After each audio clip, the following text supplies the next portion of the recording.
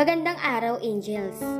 Tunghayan po natin ang ika-17 kabanata ng The Wolfman. Pero bago tayo magpatuloy, kung bago ka pa lamang sa aking channel, ay pakilike po ng ating video. Pakiclick din ng subscribe button, gayon din ang bell icon, para lagi kang updated sa mga parating ko pang uploads. Tinabig ni Andrew ang laman ng mesa at bumagsak ang mga iyon sa sahig. Nanatiling walang kibo ang mga tao niya.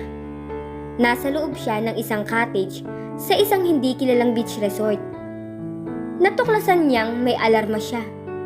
Itinawag ng isang bayarang tao niya sa pulisya. Kaya naman nagmamadali siyang umalis ng bahay niya kanina. Kaya nilang sugpuin ang darating na pulis, subalit kakalat ang balita. Magtatago silang magkapatid pag nangyari yun. Lalo lamang makakawala ng tuluyan si Andrea at ang kayamanan nito. Kailangan niya si Martin para patayin si Noah. Pero asa na ito? Wala na akong balita kay Martin, sabi ng lalaki. Isa sa mga piling tao niya ang malamang napatay na. Imposibleng hindi makipagkita si Martin sa kanya kung buhay ito. Pero paano ito napatay? Nanlaban ba si Andrea? Alam ba nito kung paano papatayin ang isang tulad ni Martin? Subalit hindi alam ni Andrea na mamamatay siya sa gabi na yun. Bulong niya sa sarili. Sino raw boss nagpakalat ng alarma? Akala ko ba ay isa sa mga binayada mo si Lopez? Tanong ng isa sa mga tauhan niya. Kaninang umaga lang, isang nagngangalang Noah Romano. Naningkit ang mga mata niya. Natatandaan niya kung bakit pamilyar sa kanya ang apelyido nito.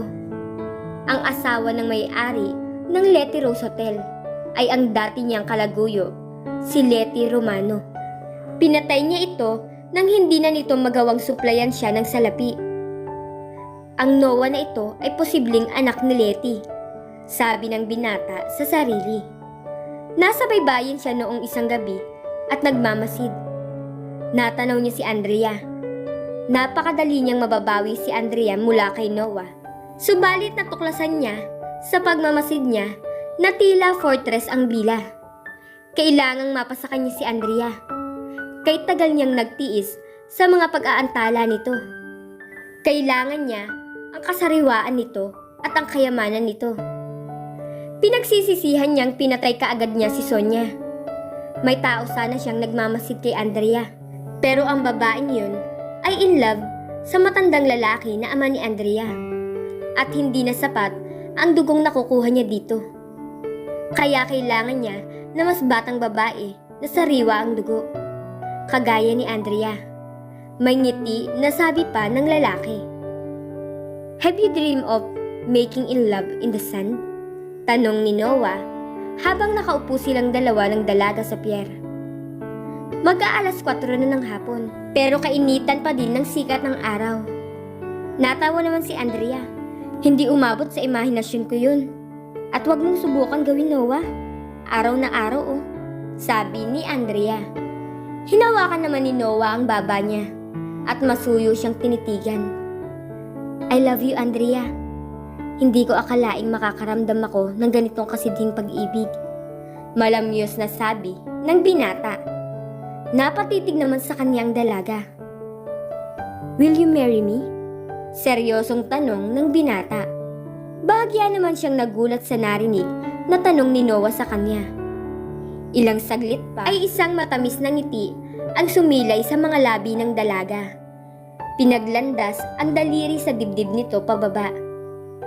You are proposing. Pero nasaan ang singsing?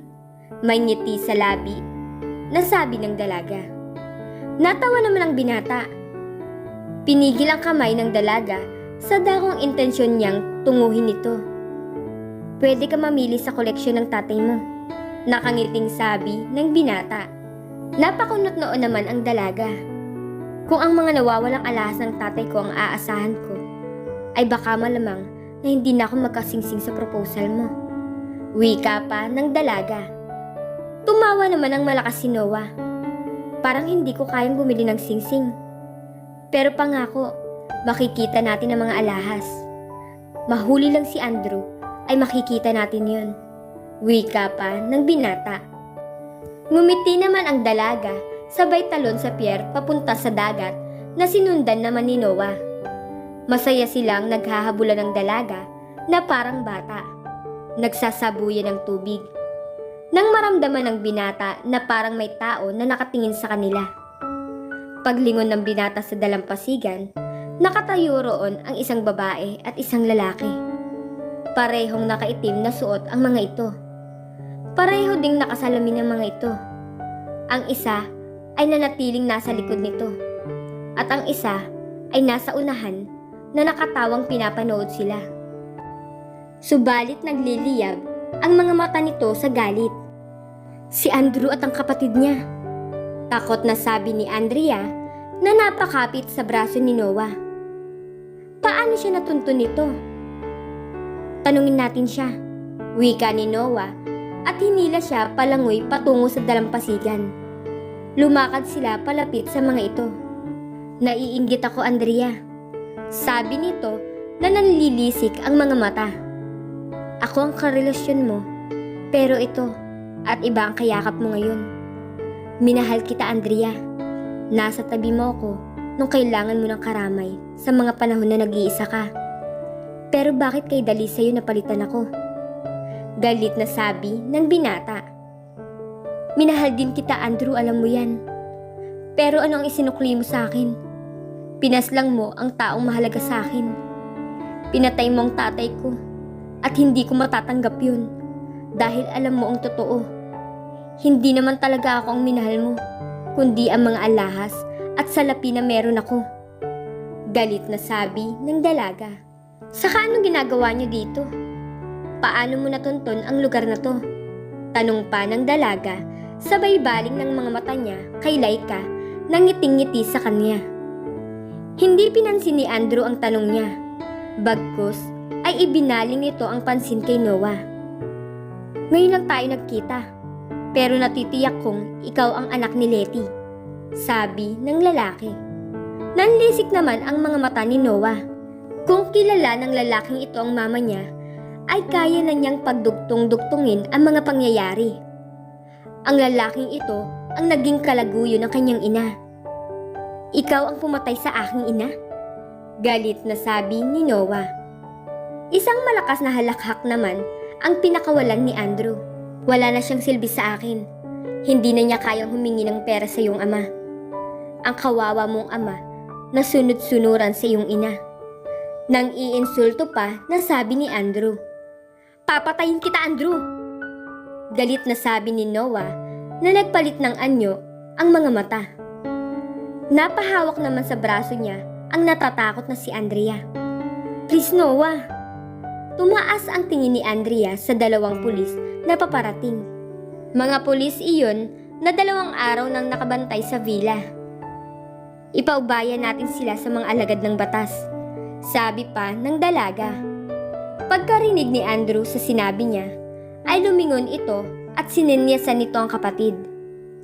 At bago pa man lang makapagbigay ng babala ang mga pulis, ay tinalon ni Laika ang 2 pulis.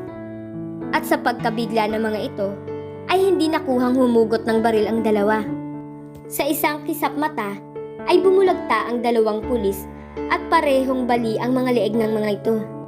Pagsawain mo, Laika, ang sarili mo sa dugo ng 2 yan. Utos ni Andrew kay Laika na hindi pa man inuutos ng lalaki ay nakasipsip na sa leeg ng isang pulis. Nanlaki naman sa gulat si Andrea sa nakita. Kung hindi niya aawatin ang sarili niya, ay baka mawalan siya ng malay sa sindak. She was seeing a real vampire. Blood-sucking vampire. Nabulong niya sa sarili. Tumakbo ka sa villa, Andrea. Utos ni Noah. Hindi kita iiwan. Tanggi ng dalaga na natanaw ang isang lobo na tumatakbo sa dako nila. Anthony, wag! Hiyaw ni Noah nang makitang sinusugod nito si Laika. Sa pagkabigla ay hindi agad nakakilos si Laika. Umaagos pa sa bibig nito ang dugo nang sagpangin ito ng lobo sa balikat. Gumuhit sa paligid ang matinis na sigaw ni Laika. Gayunpaman ay nagawang balyahin ng burdulak ang lobo at humagis ito. Subalit muli ring dumaluhong ang lobo. Sa leeg ng vampira nakatuon ang pansin ng lobo. Nasagpang nito ang leeg ng vampira at hindi iyon binitiwan. Subalit higit na malakas ang burdulak. Nang makabitaw ito, ay may bahagi ng laman ni Laika ang natangay nito. Humiyaw nang susugurin nito ang lobo. Halimaw na ang anyo nito. Subalit naroon na si Noah bago pa nito magawa ng pinsala si Anthony. Nakita ni Andrea na namangha si Andrew nang magpalit ng anyo si Noah habang tinatalo nito ang dako ng bumagsak na lobo. Hindi marahil inaasahan iyon ni Andrew kaya hindi agad ito nakakilos ng parehong sagpangin ng dalawang lobo ang leeg at dibdib ni Laika. Nanlaban ito at ang isang paa ng lobo ang mariing nahawakan nito at malakas na ibinalibag iyon sa buhanginan. Napaungol ang lobo at hindi agad nakatayo. Isang malakas na angil ang pinakawalan ng malaking lobo. Tinakbo nito ang nakahandusay na mas nakakabatang lobo. Si Laika ay tumalon sa ere at akmang hahawakan sa leeg ang malaking lobo nang mula sa kung saan ay isang pana ang bumulusok at tumama sa tapat ng puso nito. At bago pa ito makakilos ay nakatalon na patungo rito ang may-ari ng pana at buong lakas na diniinan iyon at tumagos sa leeg nito. Hindi! Malakas na hiyaw ni Andrew nang makita ang unti-unting paglaho ni Laika. Sa pagkasindak ni Andrea ay unti-unting naging abo ito at humalo iyon sa buhangin. Nag-iba ang anyo ni Andrew sa matinding galit at tiningnan ang babae na pumatay sa kaniyang kapatid. Si Bea, ang kapatid ni Andrea, ang babae na nakatayo at may hawak na pana at walang takot ang muka na nakatitig sa kanya. Sindak naman na nakatingin si Andrea sa kanyang kapatid. Hanga siya sa katapangang taglay nito. Kita niya sa mukha nito ang walang takot na kalabanin ang dalawang vampira. Kahit na isa lang itong taong kagaya niya.